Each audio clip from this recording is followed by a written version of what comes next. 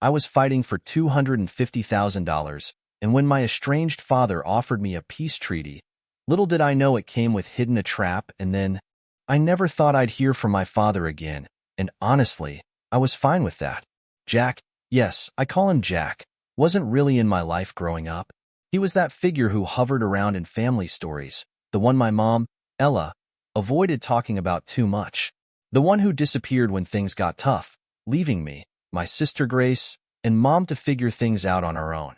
So, imagine my surprise when I got a message from him, out of nowhere. He'd managed to track down my number, probably through some obscure family contact. His message was blunt. Noah, let's talk. I'd like to reconnect. There was no explanation, no apology, just a simple statement. Part of me wanted to delete it right then and there, but another part was curious. What did he want after all these years? I debated with myself for days. Grace was immediately against it. Why would you even consider it, Noah? She asked, her voice thick with distrust. He left us. He doesn't deserve anything from you, let alone a second chance. Grace and I had always been close. She was 6 years younger than me, and I'd taken it upon myself to look out for her, especially after Jack walked out. I knew her anger toward him was justified. He'd left a deep scar on both of us. But maybe that was exactly why I felt compelled to hear him out. Maybe I needed closure, or at least an explanation. So, I decided to give him a chance. I texted him back and agreed to meet. Jack suggested a small, upscale restaurant a few towns over. When I arrived, he was already there, nursing a drink and staring out the window. I recognized him right away. The graying hair, the lines around his eyes, and that same easy charm I remembered from childhood. When he saw me, he smiled, a little too warmly, and stood up to shake my hand. Noah, he said, his voice calm, but with a touch of that practiced enthusiasm that felt slightly off. Thanks for coming. I didn't think you would. Neither did I replied, sliding into the seat across from him.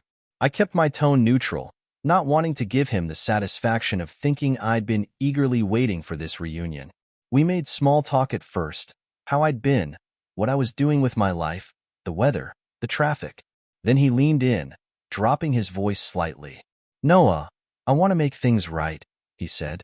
I know I haven't been there for you and Grace. I made mistakes, big ones, but I want to start fresh. I could tell he'd rehearsed this speech. There was something calculated about it, like he'd run through it a dozen times before delivering it to me. Still, I felt a twinge of something, a strange mix of hope and resentment. Maybe he meant it. Maybe he actually wanted to try. Jack's big plan for reconciliation involved an idea I hadn't expected. He told me he wanted to establish a family legacy, a foundation of sorts, something for the future. He said he had some money saved up and that he wanted to build a financial legacy for his children and grandchildren, a way to give back. As he talked, he kept throwing in phrases like family's future and leaving something meaningful. He even brought up the word inheritance more than once. I found it strange. After all, this was the man who'd barely remembered my birthdays. The same man who hadn't shown up for Grace's high school graduation, who hadn't called when Mom was sick. And now he wanted to talk about legacy? I'm serious, Noah. I'm not getting any younger, he continued, swirling his drink. I want to do something that will give you and Grace a sense of security. I know you don't need my money, but this is about more than that. It's about making amends. I didn't fully buy it, but I wasn't ready to throw away the chance to have something, anything, with him. I wanted to believe he was genuine. Maybe I was foolish, but I figured I'd give him a shot. At worst, I'd lose a few hours of my time. At best, maybe I'd gain some understanding or, dare I say, a relationship. The meeting ended with Jack suggesting we get together again soon, maybe even bring Grace along next time. I know it'll take time for her to trust me again, he said, a bit too casually. But I'm in this for the long haul. I drove home with a lot on my mind. The conversation felt almost surreal, like I'd sat down with a stranger who knew just enough about my life to pose as family. I was still trying to process everything when I got a call from Grace. I hadn't even had the chance to tell her how it went. So, how was it? She asked, not bothering to mask the edge in her voice. It was weird, I admitted. He wants to reconnect. Says he wants to build some kind of legacy for us, something to make up for lost time. She snorted. Of course he does. Let me guess. He's talking about money? Well, yeah, but he says it's not just about that. He kept talking about the family's future and… Noah, listen to me, she interrupted, her tone sharp. Jack doesn't do anything without a reason. If he's reaching out, there's something in it for him. He's never been one for apologies or grand gestures, and I don't think he's about to start now. Maybe he's changed, I said, though even as I said it, I wasn't sure I believed it. People like Jack don't change, Grace shot back. Just be careful, all right? Don't let him get too close. He's good at playing the part, but it's just an act. I knew Grace had a point, but I also knew I couldn't ignore this opportunity, even if it came with strings attached. Something in me needed closure, or maybe I was just searching for answers to questions I'd had since childhood. In the following days, I couldn't shake the feeling that there was more to Jack's sudden interest. Every word he'd said, every phrase about financial legacy and the family's future, echoed in my mind, like pieces of a puzzle that didn't quite fit together. I even caught myself analyzing his body language, the way he leaned forward when he mentioned the inheritance, the way he'd lingered on the word security like it meant more than it should have. Despite my doubts, I agreed to meet him again the following weekend. Maybe I was hoping he'd say something to make all of this feel real, to make me believe in his change of heart. But as I sat down with him for our next meeting, I realized I was walking into something much darker than I'd expected. By the time our second meeting rolled around, I'd spent days mulling over Jack's every word, his every gesture, every family legacy pitch he'd made. Still, despite my doubts and Grace's clear warnings, I showed up. Something in me just couldn't let go of the idea that maybe, just maybe, Jack was trying to reach out. So there I was, back at that same restaurant, watching Jack stroll in with that same easy confidence as if he'd been there all along, as if nothing had happened. Noah, he greeted me warmly, taking the seat across from me with a little too much familiarity. I'd barely sat down when he launched into another speech about legacy, only this time. He brought something new to the table. You know, I've been doing some interesting work with an old friend of mine, Mason. I think you'd really hit it off with him, Jack said, his tone almost conspiratorial. We've got a pretty lucrative opportunity going, something that could really set you and Grace up for the future.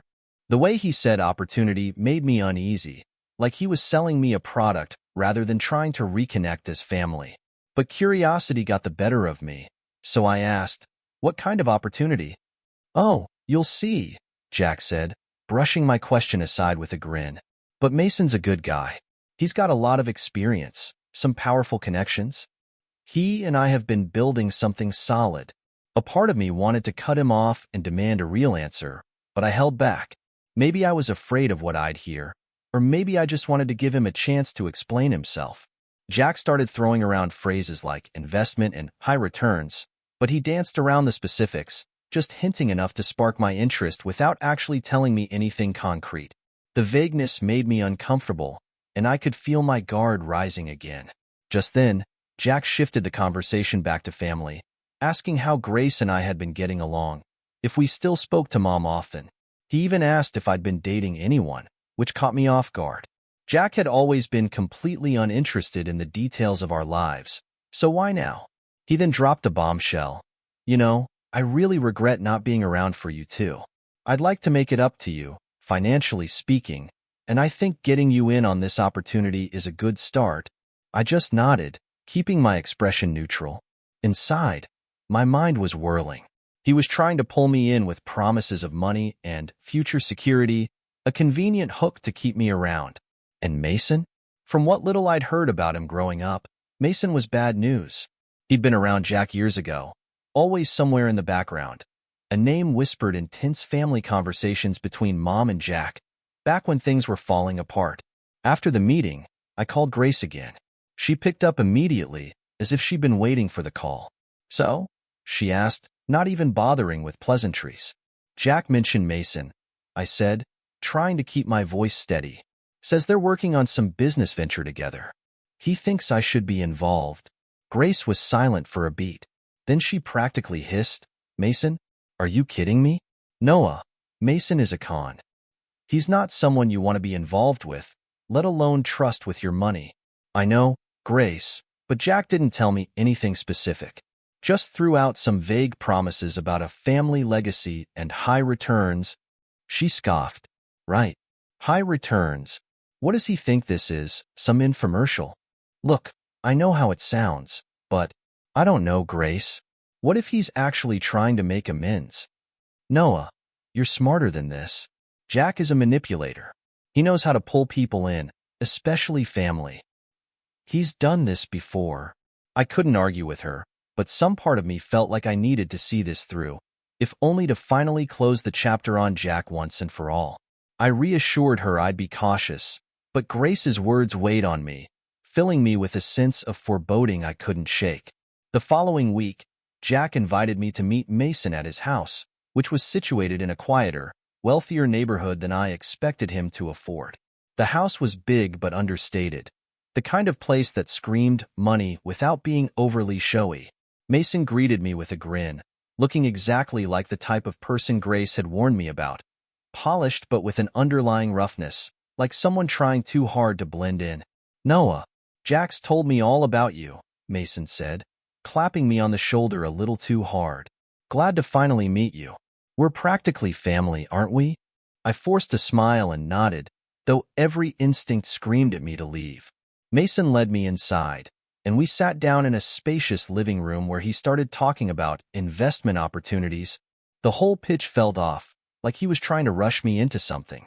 He barely even asked me about myself, just went on about high returns, risk management, and getting in on the ground floor. Jack sat beside him, nodding along, as if he'd rehearsed this whole pitch with Mason. After a while, I had to interrupt. Look, I appreciate the invitation, but I'd like to know more details. What exactly would I be investing in? Mason glanced at Jack, who gave a slight nod. It's all above board, Noah, Mason assured me, with a gleam in his eye that seemed anything but trustworthy. We've got a few different ventures going on.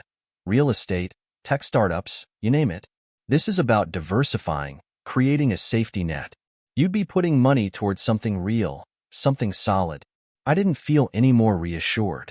If anything, their evasiveness only made me more suspicious. But just as I was about to ask more pointed questions, Jack cut in.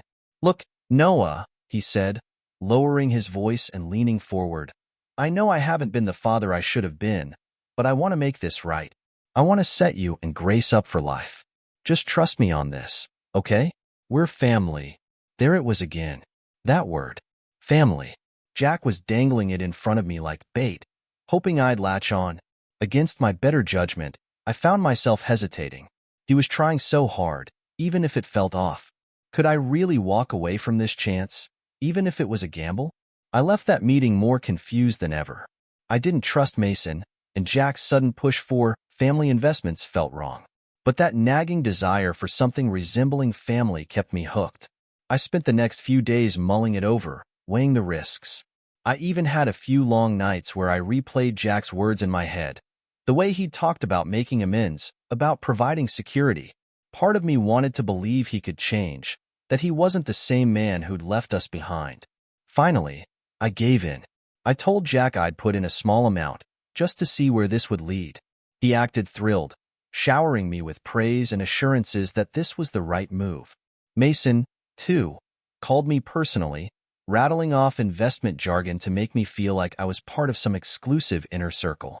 But no matter how much they talked, I couldn't shake the uneasy feeling lurking in the back of my mind. The first few weeks went smoothly. I didn't see much of a return, but Jack and Mason kept me updated with positive reports, promising the big returns were just around the corner. I started to let my guard down, even imagining what it might be like if Jack was really there for me and Grace, building a future for all of us. Then, one morning, I noticed a small, unexplained withdrawal from my bank account. I brushed it off, figuring it was just a bank error. But then it happened again, this time with a much larger sum. When I checked my account details, I saw Jack's name listed as an authorized user. The realization hit me like a punch to the gut. Jack had somehow gained access to my account and was siphoning money without my permission. My stomach churned, and the shock was quickly replaced by a seething anger. All those promises about family and legacy had been a lie, just another manipulation to get what he wanted. I felt like a fool for letting myself believe he could change. The next time I met him, it wouldn't be as a hopeful son. I was going to demand answers, and this time, I wouldn't be taking any of his excuses. When I confronted Jack about the unauthorized withdrawals, he was ready with an excuse. He acted surprised, even hurt, that I'd accuse him of dipping into my account without permission. "Noah, it must have been a mistake," he said, eyes wide with a rehearsed innocence that made my blood boil. "Banks are a mess these days, always mixing things up. I'd never do that to you. I wasn't buying it. Jack, your name is listed as an authorized user. That doesn't just happen. You had to have added it yourself." For a moment, he seemed caught off guard, but he recovered quickly. "Look, let's not get heated. I thought we were all in on this, like family. I figured I'd help manage things, keep an eye on the investments for you. You know, make sure it's all above board." He gave me a smile, like he was doing me a favor. I could feel the anger bubbling up, but I forced myself to stay calm. "If you wanted to keep an eye on things, you could have asked me. I trusted you, and this is how you repay me." His face softened, and he reached across the table to put a hand on my shoulder. "Noah, don't do this. I know I haven't been the best father, but I'm trying. I really am. I want to make this work. Just give me a chance to show you." He made it sound like I was the one overreacting, like my concerns were just a lack of faith. I should have walked away right then and there, but some small part of me, the part that had always wanted a father, hesitated. I wanted so badly to believe him, to think that he was genuinely trying to change. But the very next day, Grace called, and she was furious. "Did you know Jack has been telling people that you're both involved in some huge real estate deal?" she demanded. "One of Mom's old friends ran into him at the grocery store, and he was bragging about how successful his kids are, how you've partnered up with him on this project." My stomach dropped. "He's what? I haven't signed on to anything like that. I barely agreed to invest a little, just to see what he was actually doing." "Well, apparently, you're now his partner in some big money-making scheme. And it gets worse, Noah." Grace hesitated, her voice trembling. "I did some digging on Mason. He's been in trouble before, fraud, scams, and even a couple of lawsuits. He's one of those people who never gets caught, but always seems to be just one step away." I felt sick. I'd suspected Mason was trouble, but hearing that confirmed it. Why didn't Jack tell me any of this? Why does he keep pushing me into this? "Because he's using you, Noah," Grace said, her voice heavy with anger and exhaustion. "He's trying to rope you in, make you seem like a legitimate partner to cover his own tracks. And if things go south, guess who's going to take the fall?" I knew she was right. Jack had lied to me, manipulated me, all to pull me into some twisted scheme. It wasn't about family or legacy. It was about his own self-preservation. And now, I was trapped, with my money already tied up in his so-called investments. The days that followed were tense, filled with strained phone calls from Jack asking if I'd thought things through and pushing me to invest even more. I felt myself growing more resentful each time he called. I knew I had to do something, but I didn't know how to escape his web without losing everything. Then, out of nowhere, my childhood friend Avery reached out. We hadn't spoken in years. Life had simply pulled us in different directions. But seeing her message brought a sense of familiarity, a reminder of a time before all of this mess with Jack. We met up at a small cafe, and I spilled everything. I told her about Jack, about Mason, about the withdrawals from my account. Avery listened carefully, her expression a mix of disbelief and anger. "Noah, this is serious," she said, leaning forward. "You need to get out of this before it ruins you. And if he's using your name in deals, it could already be doing damage." "I know, but I'm not sure how. If I pull out now, I'll probably lose everything I put in.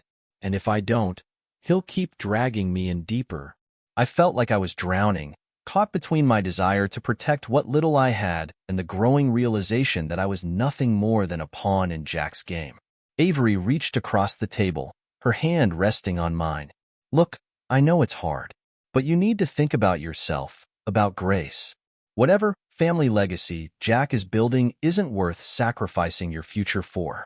There's no legacy if he's just going to leave you both with debts and damaged reputations. Her words hit me hard. She was right. I had to stop looking for the father I'd always wanted in a man who wasn't capable of being one. Jack was who he'd always been. A charmer, a manipulator, someone who'd do anything to save his own skin. After our meeting, I called Grace. We spent hours on the phone, talking about Jack, his lies, and what we should do next. Grace suggested going to the police, but I wasn't sure if we had enough evidence to make a case. And if Jack found out, there was no telling how he'd retaliate. But Grace had a plan. She'd learned that Mason was working with other people too, roping them into different investment schemes. It wasn't just us he was preying on. She suggested that if we could find others like us, people who'd been conned by Jack and Mason, we might be able to build a case. So we started digging. Grace reached out to people, asking questions under the guise of casual conversation, while I scoured through Jack's records, looking for anything that might reveal his true intentions. It was a risky move, but we were desperate. Every day, we uncovered a little more. A name here, a shady transaction there. It became clear that Jack and Mason were running an elaborate con, using family investments as a front for their schemes. The next time Jack called, I played along, acting as if I was still invested, still willing to go along with his plans. But inside, I was seething. I wanted him to believe I was still under his spell, that I hadn't seen through his lies. I wanted him to slip up, to give me something I could use against him. A few days later, Grace called with a breakthrough. She'd found a woman named Linda who'd been pulled into one of Mason's schemes years ago. Linda had lost everything. Her savings, her house, even her reputation. All because she trusted Mason and his so-called partner in a venture that never existed. She was eager to help us, to share her story and expose the lies they told. With Linda's help, we started piecing together a timeline of Jack and Mason's schemes. The stories all followed the same pattern. Promises of high returns, vague details, just enough family or personal ties to make it seem real. And every time, people lost everything while Jack and Mason walked away unscathed. Finally, I had enough evidence to confront Jack. I called him, asking to meet in person. He sounded pleased, probably thinking I was finally ready to dive into his legacy without reservation. We met at a different restaurant this time, a place I'd chosen, somewhere public enough to keep things civil.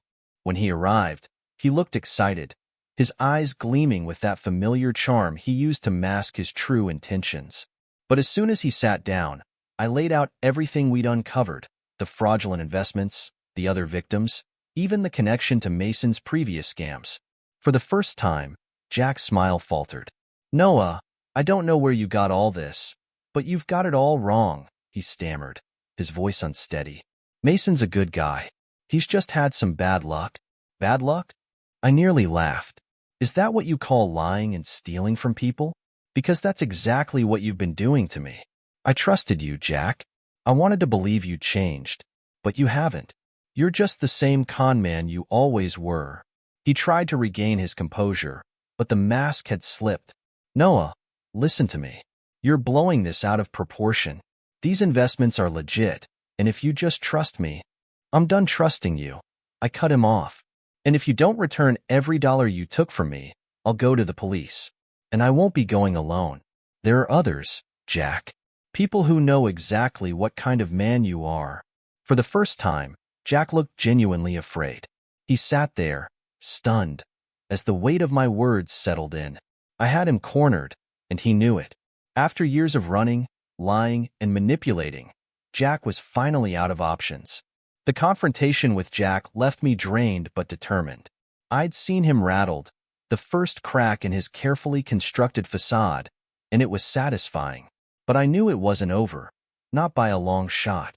Jack was too seasoned, too slick to go down without a fight. In fact, part of me expected him to retaliate. I just didn't know how or when. Over the next few days, Jack's silence was unsettling. No calls, no messages, nothing. Grace and I kept our guard up, exchanging daily updates on any developments, but for now, everything seemed eerily quiet. Then, one evening, Avery called, her voice thick with urgency. Noah, I just heard from someone who works with Mason. There's a rumor going around that Jack's about to pull out of his current deals, including yours. Apparently, he's planning to leave town. I felt a surge of panic. If Jack vanished, he'd take every penny I'd invested with him, not to mention whatever he'd siphoned off without my consent. I'd be left with nothing. No money, no recourse, and a ruined financial future. Avery went on. I think you need to act fast. If he's planning to disappear, you'll never see that money again. You need proof. Something solid to take to the police or a lawyer before he can cut and run. Her words rang true, but I felt a pang of desperation. How could I get concrete evidence? We had pieces, stories from victims, bits of his past schemes, but nothing that would directly tie him to the fraudulent activity in my account. The stakes were high, and I couldn't afford to slip up. That's when Grace called with an idea. Noah, what if you meet him again? But this time you're ready. Get him to admit to everything, or at least let something slip. If he thinks he's got you back on board, he might drop his guard. It was risky, but I didn't see another way. I agreed, knowing that this meeting could either expose him or leave me in an even deeper mess. We set it up for the following night, and as I prepared, a sense of dread settled in. Jack wasn't just a smooth talker. He was a master manipulator. If I wasn't careful, he'd twist the situation right back in his favor. The next evening, I arrived at the same restaurant, taking a deep breath to steady my nerves.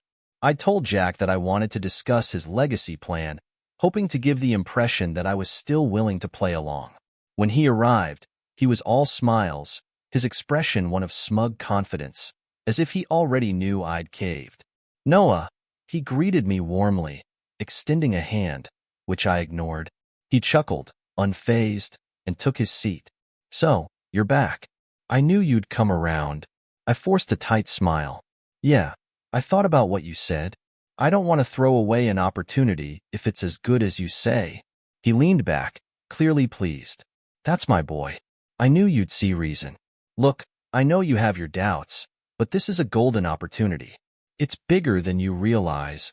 The way he said that made my skin crawl. Bigger than I realize? What do you mean? Jack's eyes lit up as he leaned forward, dropping his voice to a low murmur. Mason and I are planning something huge. It's not just about a few investments here and there. We're talking real money, real influence. Once we secure the funds, we're moving into some serious markets. Serious markets? I asked, feigning interest. Like what? He waved a hand dismissively. Don't worry about the details. All you need to know is that this is as close to a sure thing as it gets. But if you're in all the way. I can't have you wavering, Noah. I need you to trust me completely.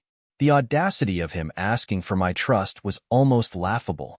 But I kept my face neutral, nodding as if I was still on the hook. What about the money you've already taken from my account? I asked, injecting a hint of accusation. I thought we were partners. You didn't need to go behind my back for that. Jack stiffened for just a moment, a flash of irritation crossing his face. But he recovered quickly, offering an easy smile. Look, Noah, I know that looked bad, but it was a precaution. I needed to make sure you were truly invested, that you weren't just testing the waters. This is a high-stakes deal, and I need to know you're committed. That's all. He was lying, and we both knew it. But before I could press further, he continued, his voice dropping to a conspiratorial whisper. I'll let you in on something, Noah. Mason's got some connections who can make problems disappear. If you're with us, you're protected. Anyone who tries to get in our way will be taken care of. A chill ran down my spine as I realized just how deep Jack was willing to go. This wasn't just about money. It was about control, power, and, apparently, silencing anyone who got in his way. For the first time, I saw him not as the neglectful father who'd walked out on us, but as a man capable of doing anything to get what he wanted. Really? I asked, trying to mask my horror. That's impressive. He nodded, pleased with my response. It is. And once we have everything in place, we'll be unstoppable. You'll thank me, Noah. You and Grace will finally understand the value of what I'm doing here. The mention of Grace hit me like a punch. He was willing to drag her into this nightmare, too, without a second thought.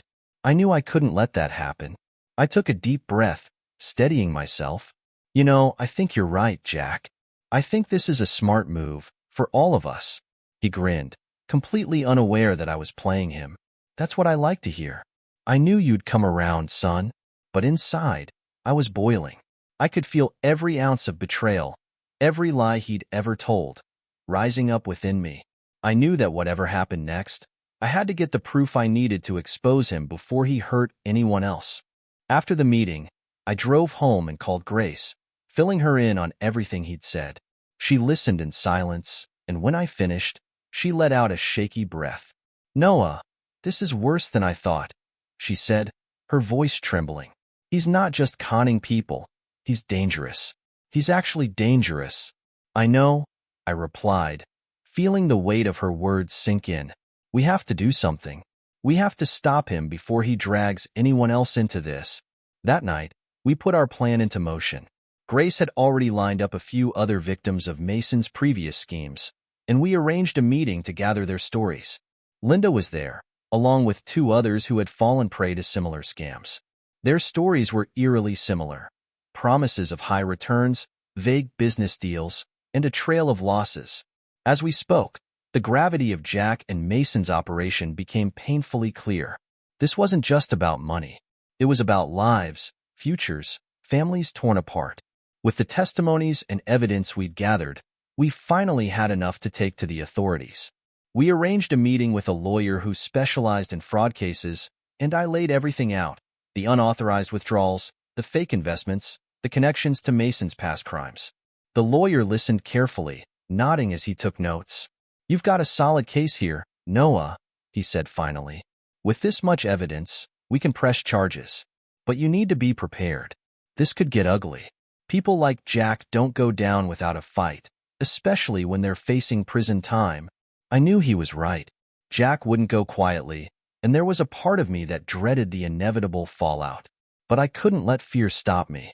For too long, Jack had controlled me, manipulated me, and hurt the people I cared about. It was time to take that power back. In the days that followed, the authorities began their investigation, quietly gathering evidence to build a case. Jack must have sensed the change, because he called me multiple times, leaving messages laced with thinly veiled threats about loyalty and family. But I didn't respond. Instead, I waited, knowing that every day brought us one step closer to bringing him down. It was a waiting game now, a tense, nerve-wracking battle of endurance. It was late one evening when I got the call from the lawyer. The authorities had gathered enough evidence. They were ready to confront Jack and Mason. I hung up, a strange mix of relief and dread settling over me. Jack's silence in the past few days had been unsettling. He'd stopped calling, stopped checking in, as though he'd sensed the end coming and was retreating to prepare for his own survival. I knew this was it, the last chapter in this twisted saga. The next day, the authorities moved in. Jack was arrested at his home, and I heard through the grapevine that Mason tried to flee but was caught at the airport. The relief was palpable, but so was the sadness. This wasn't how I'd ever wanted things to end with my father, but he'd left me no choice. Grace and I met the next day to talk through everything. We'd both been through the ringer, facing betrayals we never imagined possible. As we sipped coffee, there was a strange sense of peace between us, like a weight had finally been lifted. We knew Jack's actions weren't our fault. He'd made his choices long before we ever got involved. But there was still a lingering hurt, a sadness that we'd never had the father we wanted. In the following weeks, we began the slow work of rebuilding our lives. The process wasn't easy. Jack had left a mess behind, and the legal proceedings were still ongoing. But through it all, I felt closer to Grace than ever. We'd survived Jack's schemes together, and for the first time in years, I felt like we were finally free. One night, I sat on my porch, watching the stars and letting the silence fill me. I thought about Jack, about the twisted legacy he'd tried to leave behind, and I realized something important. I didn't need his approval, his validation, or his money. The real legacy, the one I'd carry forward, was the strength I'd found in surviving his betrayal and the bond I'd strengthened with my sister. Every rose has its thorn, I thought to myself, but not all of them are worth keeping.